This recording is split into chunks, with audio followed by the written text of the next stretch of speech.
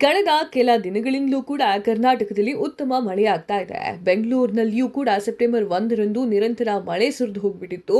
ಇವತ್ತು ಕೂಡ ಮೋಡ ಕವಿದ ವಾತಾವರಣ ನಿರ್ಮಾಣವಾಗಿದೆ. 24 ಗಂಟೆಗಳಲ್ಲಿ ಮಳೆಯಾಗುವಂತಹ ಸೂಚನೆಯನ್ನ ಕೂಡ ಹವಾಮಾನ ಇಲಾಖೆ ಕೊಟ್ಟಿದೆ. ಜೊತೆಗೆ ಸೆಪ್ಟೆಂಬರ್ 6ರವರೆಗೂ ಕೂಡ ಮಳೆ ಅಂತ ಹೇಳಲಾಗ್ತಾ ಇದೆ. ಕರ್ನಾಟಕದ ಕರಾವಳಿ ಪ್ರದೇಶದಲ್ಲಿ ಸೆಪ್ಟೆಂಬರ್ 6ರವರೆಗೆ ವರುಣ ಆರ್ಭಟ ಜೋರಾಗಿರುತ್ತೆ ಅಂತ ಹೇಳಲಾಗ್ತಾ ಇದೆ.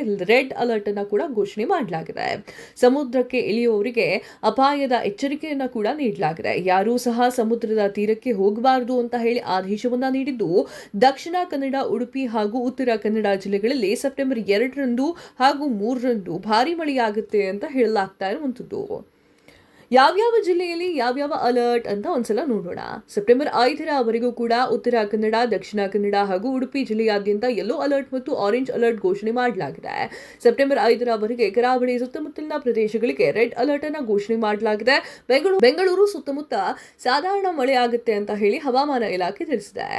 ಕರ್ನಾಟಕದ ಕರಾವಳಿ, ಉತ್ತರ ಒಳನಾಡು ಮತ್ತು ದಕ್ಷಿಣ ಒಳನಾಡಿನಲ್ಲಿ ಸೆಪ್ಟೆಂಬರ್ 2ರಿಂದ 6ರವರೆಗೂ ಕೂಡ ಮಳೆಯಾಗುತ್ತೆ ಅಂತ ಹೇಳಲಾಗ್ತಾ ಇರುವಂತದ್ದು. ಕರಾವಳಿ ಕರ್ನಾಟಕದ ಉಡುಪಿ ಮತ್ತು ಉತ್ತರ ಕನ್ನಡ ಜಿಲ್ಲೆಗಳಲ್ಲಿ ವರುಣನ ಆರ್ಭಟ ಜೋರಾಗಿಯೇ ಇದೆ. ಸೆಪ್ಟೆಂಬರ್ನಲ್ಲಿ ವಾಡಿಕೆಗಿಂತ ಹೆಚ್ಚಾಗಿ ಮಳೆಯಾಗುವ ಬಗ್ಗೆ ಈ ಮುಂಚೆಯೇ ಹವಾಮಾನ ಇಲಾಖೆ ಸೂಚನೆಯನ್ನ ಕೊಟ್ಟಿತ್ತು.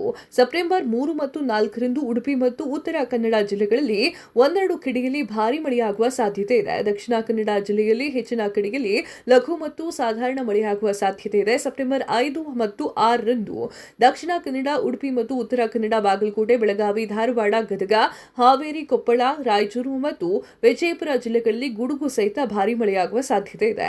ಬಳ್ಳಾರಿ, ಬೆಂಗಳೂರು ಗ್ರಾಮಾಂತರ, ಬೆಂಗಳೂರು ನಗರ, ಚಾಮರಾಜನಗರ, ಚಿಕ್ಕಬಳ್ಳಾಪುರ, ಚಿಕ್ಕಮಗಳೂರು, ಚಿತ್ರದುರ್ಗ, ದಾವಣಗೆರೆ, ಹಾಸನ, ಕೊಡಗು, ಕೋಲಾರ, ಮಂಡ್ಯ, ಮೈಸೂರು, ರಾಮನಗರ, ಶಿವಮೊಗ್ಗ, ತುಮಕೂರು ಜಿಲ್ಲೆಗಳಿಗೆ ಯೆಲ್ಲೋ ಅಲರ್ಟ್ ಅನ್ನು ಘೋಷಣೆ ಮಾಡಲಾಗಿದೆ.